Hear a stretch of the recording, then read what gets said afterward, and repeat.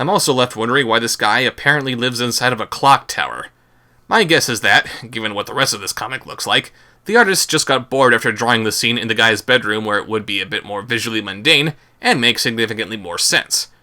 We even see his little daughter come to investigate, something which might happen if this was taking place in their apartment, so why the hell are we in a clock tower at 10 o'clock at night? Speaking of his daughter, she mistakes Catwoman for a real cat instead of, being horrified by the stranger who's using her father's face as a scratching post. Like how human beings might actually behave in that scenario. So naive. It actually makes me angry. That's the problem with children today. Good lord, even the characters are pointing out how stupid this kid's being written. No, actually, he's talking about how kids don't have enough nightmares. Yeah, because in your mission to turn the world into a place where children don't have to be afraid of their parents getting murdered, naturally you want to scare them in the process. That makes sense, right? And by the way, I'm sure that showering the little girl with shards of broken glass the size of dinner plates won't result in any injury whatsoever. He fights with Catwoman, noting how it doesn't make sense for her to be here, and that she's fighting more ferociously than usual. He also notices that her target has some device from Wayne Tech that he's not supposed to have, into which he's giving some sort of code. He breaks his wrist and takes it from him, a little much considering how Batman's apparently fast enough to remove a Green Lantern ring with nobody noticing, and he completes the voice code himself. And suddenly I'm furious. At them. And at myself. I'm supposed to scare the criminals.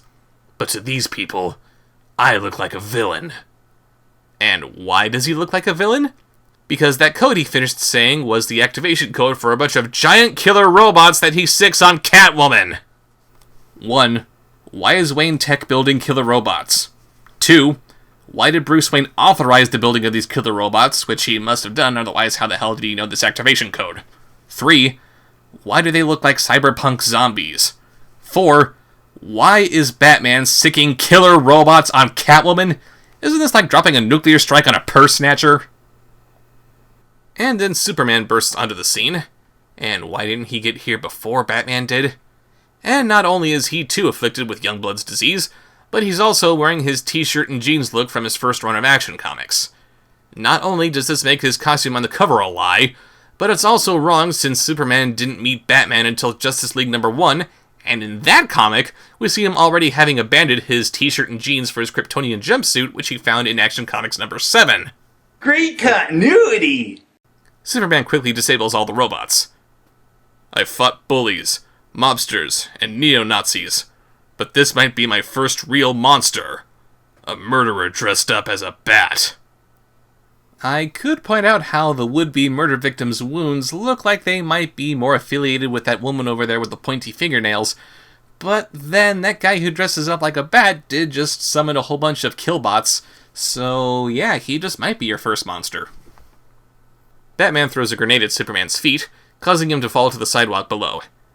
And despite the obvious presence of innocent civilians, Batman proceeds to drop the heaviest things that he could find onto him, instead of, chasing after Catwoman.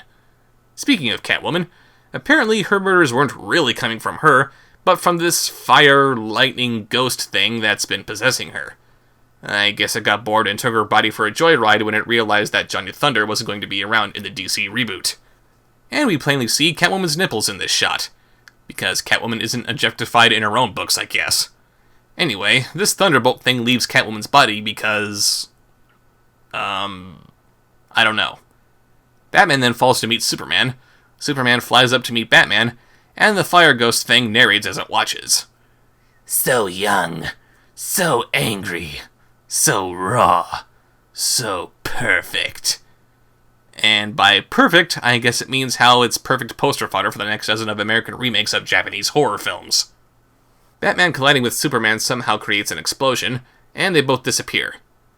We then see Superman somehow reappear in Smallville, and we're now in a completely different art style, thank God. Batman's there too, but when Supes tries to attack him again, Batman raises a kryptonite-based force field to keep him at bay. Superman's surprised by Batman having kryptonite, but Batman points out that it was his idea. Confused yet? Don't worry. Unlike the rest of the comic, your confusion is not a result of the bad writing. If you're not confused by how Batman is suddenly wearing a different costume, then you've figured out that the explosion has somehow transported this Superman to Earth too, where Batman and Superman are actually friends. However, since this Superman is not a friend of Batman, he disables the kryptonite shield and starts to beat him up. But he stops when he hears a familiar voice. Who does the voice belong to? His father.